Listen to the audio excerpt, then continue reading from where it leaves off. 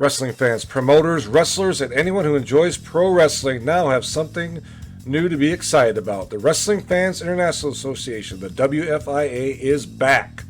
WFIA is an association that exists to promote, grow, and support professional wrestling throughout the world. Membership is free. Your membership includes a free digital bi-monthly publication of the Wrestling Fan News newsletter, association updates, voting privileges, and much more. Please go to thewfia.org, that's THEWFIA.org, and become a member today. Did you ever wonder what could have been with the AWA had things gone differently? Had their fortunes gone differently? Had certain wrestlers not left and perhaps more money would have been at the disposal of the Gagnes? Well, wonder no further. You can go to Brad Drake's YouTube channel and experience the 1987 Supermod for yourself, as Brad Drake starts off in May 1987 along with Greg Gagne, Baron Von Raschke, Vern Gagne himself, Nick Bockwinkel, Larry Zbyszko, Kurt Hennig, and a slew of others as he plays and saves the AWA.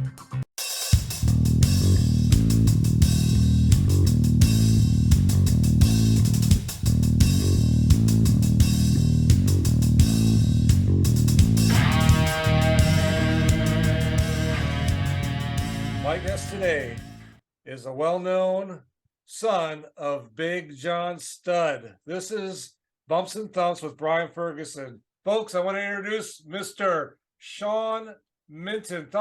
Thanks for coming on today. Woo, look at Hey, that. Brian, it's my pleasure, man. I really appreciate it. I really do.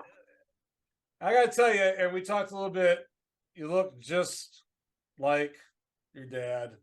I have an action figure. I know you can't see it very good. It's on the side wall over here, but when you first came on, I had to do a double take and make sure, Yeah. I was like, oh, whoa, okay. All right. I want to thank, I appreciate, I want to thank you again for coming on. I know you're a busy man, but I want Sean, if we could, talk a little bit about growing up. I know, unfortunately, your dad passed in 1995. You're pretty young then. Do you have any memories of your dad? Let's talk a little bit about just growing up a little bit and how you grew up and everything and schooling and things like that. Go ahead, sir. Yeah. So, growing up, I do have a few memories with my dad, going around in his old Lincoln. He had a big Lincoln green. It was nice. I remember riding around Burke with him and that and stuff. And then, I remember going to I think he was scouting some some pro wrestling. I remember going to a show with him, and then obviously I remember his funeral and stuff. And growing up, I'll be honest, it was, I guess, as a kid you don't really understand it. You don't really, I guess you don't really start to grasp that he was a famous pro wrestler until you're 10, 11, 12. Like, I was really into wrestling. I knew my dad was a big time wrestler. I just didn't know how big he actually was until, back then in the 90s, we didn't have, yeah, you had the internet and stuff, but you didn't have the network and all this, and all this footage that they add now, I didn't even know existed. So, I didn't, my dad's career started in 1972. When I was a kid, I didn't know, for all I knew, his career was 5 years long. I didn't know any of that stuff. And so it was really cool growing up with that. Like, all my neighbors' dad, everyone thought it was the coolest thing. Like, all the teachers in high school. My dad spoke at a lot of high schools around here. So when I was getting into that middle school, high school age, a lot of those teachers that were teaching back in the 80s when my dad was giving those talks and stuff were still there. So they all, would come up to me and just tell me how cool it was, yada, yada, yada. I mean, it was cool. It was I'll say, really, in the social, I think that's when I realized how cool and how, my dad had some, he was the perfect bad guy wrestler. When you think about it, he was big, had the perfect look, Yeah. jacked, big chest, Andre, the real threat to Andre, a threat to Hogan. He was a legitimate bad guy. He was, I mean, if you told someone to draw what a wrestler would look like, I'm sure he'd have a lot of the trait, big beard, blonde hair, little Yeah. chain around the neck. My dad had he had some swag on it. I really started, Yeah. in this new like the last 10 years since the WWE network came out and social media really exploded. I've been seeing Mhm. pictures and footage I've never seen before, and it's just like Yeah. the WrestleMania 2 press conference that they did before it. I'm sure we had all those VHS and stuff. I'm sure we had that somewhere, but it's just seeing it like Yep. right in front of you on the screen, and like my dad had the just look like how a wrestler should look. That's what I'll say. Yeah. Yeah. Your dad, I tell you, I watched the match. It was yesterday. When he and Bob Backlund, this was back in '83. Yeah, I when just watched it. it's a Yeah, title match, right? A it title was a match. title match, Yeah. and the bell rang. Of course, Bob was in your dad's submission hold, and so your dad thought he won the title. And of course, conveniently, it was the Yeah. time expired. Yeah. And but I've seen your dad so much when I was little. I just remember him, and he was huge. I mean, he was legit. And I just remember how big he was. I mean, I never saw him in person per se, but when he stood next to everybody else, when he was on either in the ring or doing an interview, I mean, he looked like Andre the Giant, basically, when Andre the Giant wasn't there as far as height and Yeah. thickness. And it's You just, know, yeah.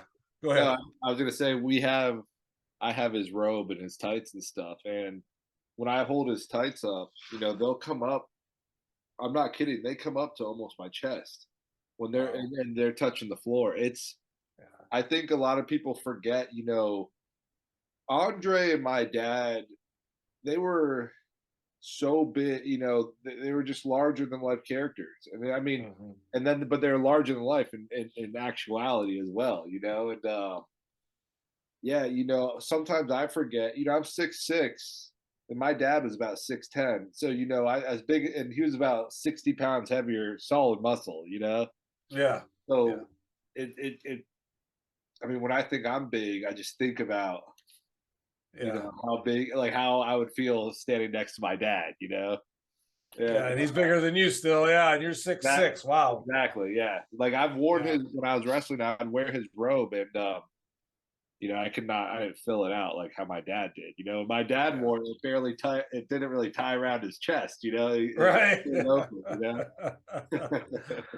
Let's talk about that. You getting into the business. So I did some little research. I understand you did some wrestling. Who trained you, and how did that go for you? Yeah, so I got into the business in 2014. I'll say when I was about 20 years old, 2010, I was going to school, going to college, and it wasn't really. I just wasn't my thing, and I was kind of drifting around, and I went to SmackDown came into town, so I went to a show with all my buddies, and I was like, I could definitely give this a shot, and so that was long. Fast forward a couple years, I met Booker T at an independent show, Okay. and the company was called MCW. It's in Baltimore, Maryland, and Hmm. so I met Booker T there, and he basically came up to me. He's like, "You want to get in the business or what, kid?" And I moved out. A couple months later, on my 24th birthday, moved out to Houston, Texas, and that's where I was trained by Booker T. So Awesome. at his school, Reality of Wrestling, yeah, that was a big, moving out west. Really, wrestling in Texas is still pretty old school. A Yeah. lot of companies. It's very, it's not a commission state, so you Yeah. can wrestle in a bar next to a horse stable. Like it's pretty wild out there, and I loved it. Yeah.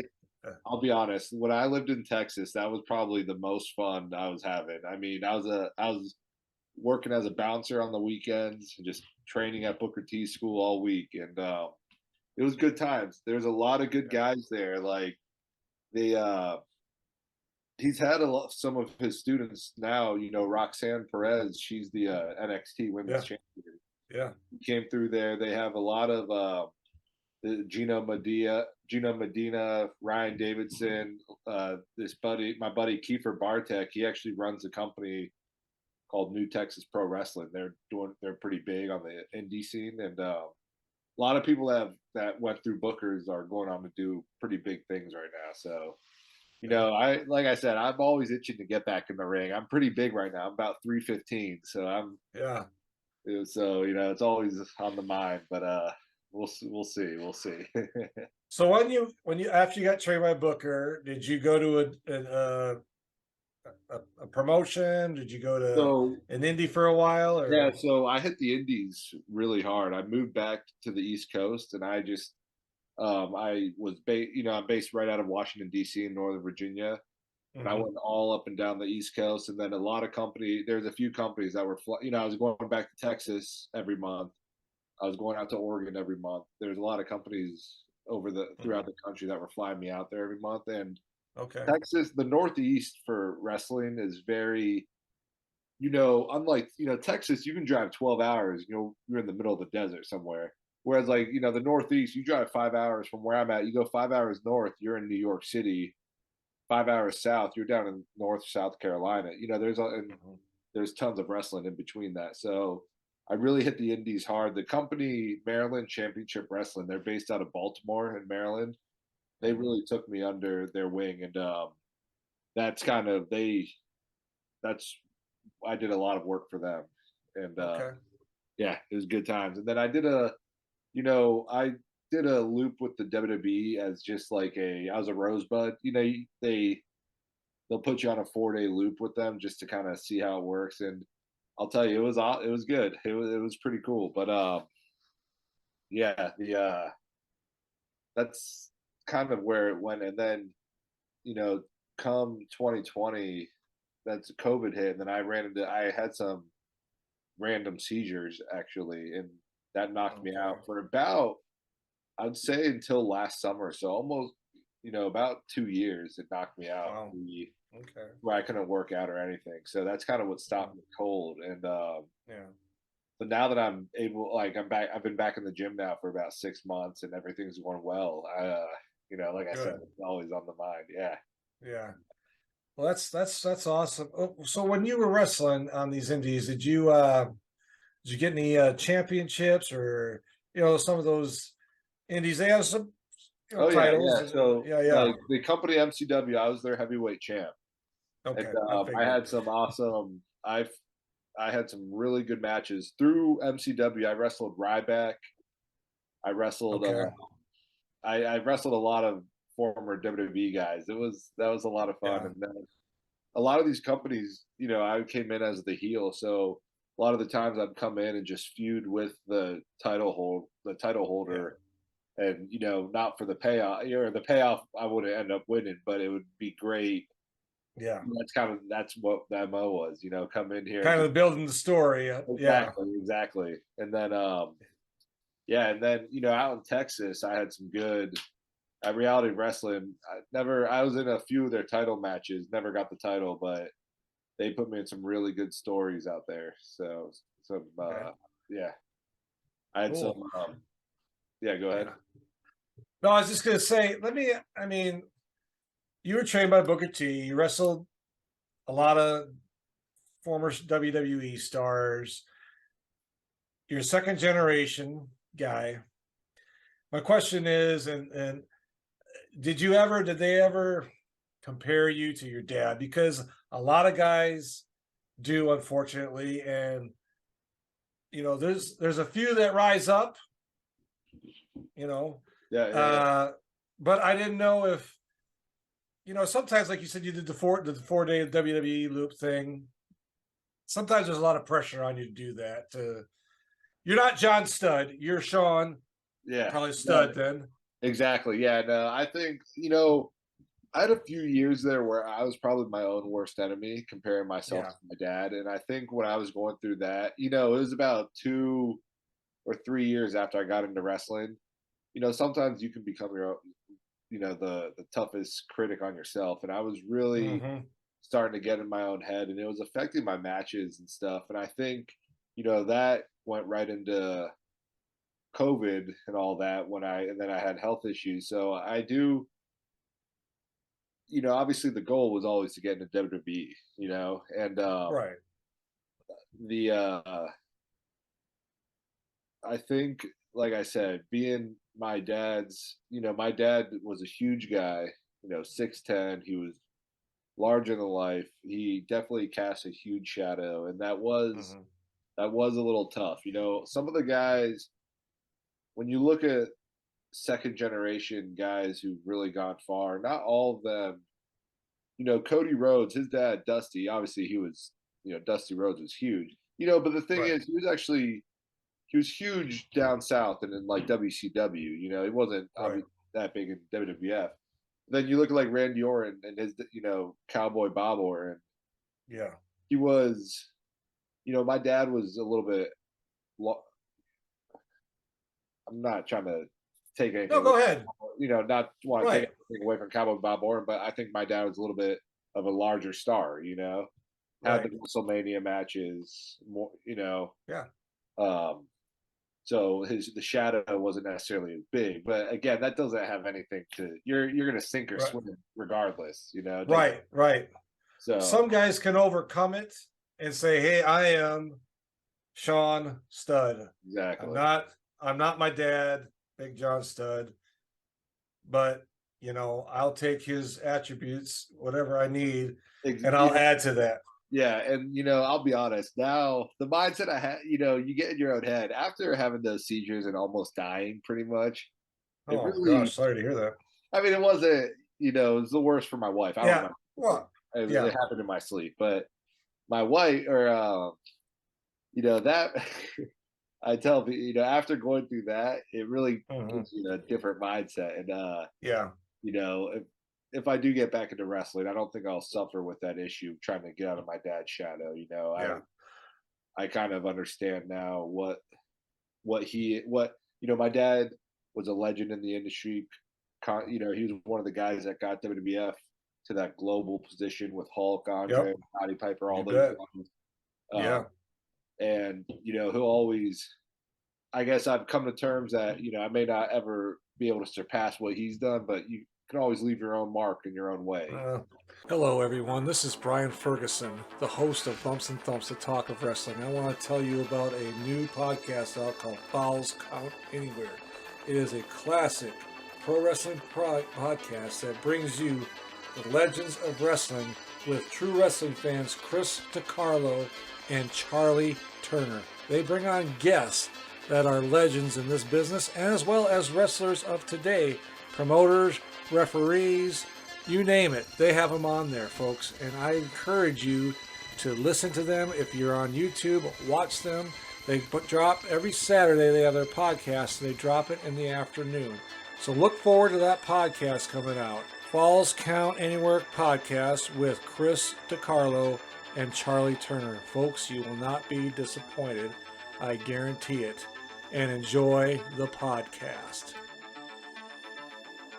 You bet. No, you're still pretty young. I mean, you got opportunity, you got time and opportunity left. Don't, No, I mean, exactly. you're I'm only 30, what, 31 years old? 32. Yeah, So I'm still. 32. I got plenty left in the tank. Yeah, you got plenty left in the tank. Yeah. I mean, Cody Rhodes had to do his second run, he went, Yeah, exactly. he had to find himself and he's back. So you know what?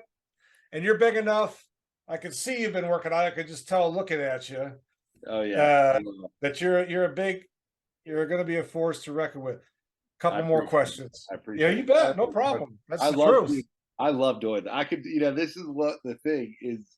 I can't doing all this stuff. So I run my own landscaping business. It's great. Uh-huh. It's fun, yada, yada, yada. It'll never beat doing stuff like this. You know what I mean? Yeah. Like doing the podcast, all this stuff. Yeah. Yeah. No. I appreciate it. Oh, I'm glad you came up. When you were wrestling, let me ask you this prior to the COVID stuff. Did you have anybody that you just enjoyed working with, either as an opponent or as a tag team partner, that you just said, you know what, you and I just click? Yeah, no, dude. So my buddy Gino, he's out. He was from Booker T school. He's Mhm, been in MLW for a while. He was a pretty, mhm. he's still finding his way, but I you're gonna see him in one of the big companies.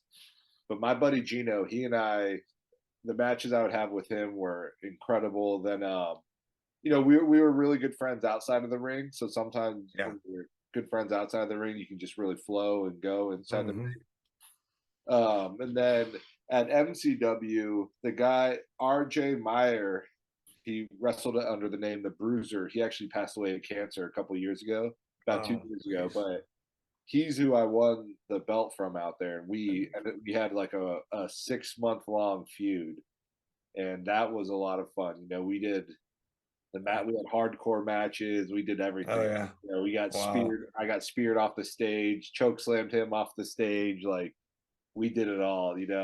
That stuff, you just can't beat it. And then Yeah. one more, my buddy Terrell Tempo, he that was probably my best. That was out at Reality Wrestling Booker T school, and that feud that we had, that was like my first feud, my first storyline I was put in. Okay. That was a lot of fun. He was that this guy Terrell Tempo. He's good. He's a Texas boy. Yeah. Yeah, he's a stud too. So we Awesome. tore it down. Those Yeah. most of those matches are on YouTube. You can find them, Okay. but All a lot right. of them, yeah, yeah. Go ahead. Go ahead. I was gonna say a lot of my matches, those they're you have to find those separate independent companies to find them, and even it's hard to, Yeah. yeah. Yeah, it can be challenging sometimes when you're trying to find stuff if it's not a very, popular trend thing going on YouTube. So yeah, I understand that. So let me ask you this. You're married, I see. How's that gonna that's a challenging lifestyle if you're gonna get back into the ring traveling. Yeah, that's why if I do decide to get back into it, it's got to be it's if I go back into wrestling, it's going to be for a tryout to go to WWE and just go right into the machine because The you machine, know yeah. being married, we have a baby on the way. You gotta Oh, congratulations. thank you, I appreciate that. But the biggest thing is money. So Oh yeah, yeah. ultimately, and not saying I wouldn't. That doesn't mean I won't go back on the indies in the future. But this time to get back into doing it full time, the indies is a grind, and you're on the Yeah, road. You know, yeah, instead of being on the road during the week, you're just on the road all weekend, and yeah, it's obviously not. You're doing it more to pay your dues, and yeah. yeah. So I guess luckily with my dad being who he was, when I feel, like I said, I'm working out again. It's been about 6 months since I've been able to get back into the gym. Once Hmm. if I feel like I'm in good enough shape, we can reach out to the WB and they'll, one of the things that you are lucky being a legacy is that they'll always give you a look. They'll always pull you down for a tryout. Now, Yeah, if it's up to you to right. take the ball and run, but Yeah. yeah. So for I've thought about it a lot. I talk with my Hmm. older brother. We talk about it all the time. We love pro wrestling's a big part of our lives. Like we've grown Yeah, up yeah. around it. I watch it, like seeing all the stuff that you have on your walls behind you. I'm like looking at the. I mean, I'm in my Yeah, business now. It's in the process of being finished, but once we do that, like I have so much memorabilia that I want to get up. It's a yeah. yeah. So like we talk. I always talk to my brother. Like I'm still young. I definitely have that itch Oh still, yeah. but Hmm. like I said, it would be to convince my wife to get on board, it would have to be like a realistic opportunity at going to the Yeah, WWE or I mean AEW even too, but yeah. it'd have to be there it would have to be a way to make money at this point. Right. And I was gonna say, are you doing some training now? I mean, I know you said you're in the gym, but are you actually getting some a little bit of no, ring so time? No. The school MCW, they have a school in Baltimore. It's about an hour and a half away from me. I haven't been going up there, but there once I if I decide to take that plunge, Yeah. that's where I'll Gotcha. be at, getting back in ring Okay. shape. So All yeah, right. right now I'm just Okay. trying to get back. I lost a lot of size and strength when I had those seizures. I mean, just being in the hospital for those couple days, you lose like 10, 15 pounds in there, and Yeah. it's all muscle. Yeah. It's hard to get that back. So right now I weigh about 315 right now. I'm trying to get down. I think to about, I look good around 280 ish. So lose about Yeah. 35 pounds should be good to go. So, and I'm Good. That's strong right great. now. That's the thing. Oh, you got. I mean, No, if I'm folks strong. are watching, folks are watching this when they get it, I'm telling you, he's a big guy. You can Yeah, just tell. And the big guns, yeah. Yeah, it I runs in the mean, family. I'll tell you yeah. How about that. your brother? Is he a pretty big guy too? Your Dude, my brother? brother's big. My brother. He's about 6'2", 220, but he's got abs. I don't have abs. That's the Yeah. difference. Yeah, so, yeah. He's a bad dude. My brother. I always say he's in law enforcement. I wouldn't want to be chased by him. Oh, there you go. All right. Well, Yeah, yeah, there you go. yeah. Couple more questions here. One, have you ever been able to meet some of the legends that your dad worked with? I mean, since he's passed, I mean, it's been a number of years now. I just want, have you ever been able to meet and interact with those guys? Yeah. No, I've met tons of the guys my dad worked with. I wrestled the Greg the Hammer Valentine in a tag team match, Oh, wow. 5 or 6 years ago. But I met I met Bobby the Brain Heenan before. All of those, it's hard to recall the names, like Jake the Snake. I've Right. done Yeah. shit with him. Sergeant Slaughter, Ricky the Dragon Steamboat, even Bret the Hitman Hart, when he was just getting in the business, my dad was on his way out, but they were in the Yeah. WrestleMania 2 Battle Royal. They were in that together. Wow. So, That's awesome. but yeah, and all those guys, they have nothing but kind things to say. Even Ric Flair, my dad was roommates with Ric Flair for a while back in the '70s. And they Okay. had one of my dad's early feuds was with one of Ric Flair's early feuds was with my dad. Yeah. Um, Wow. yeah, so it's cool seeing all that. That's I see all that and I talk to all these guys and I'm telling you the wrestling business there's nothing like it. You want to be a Yeah. part of it. Yeah.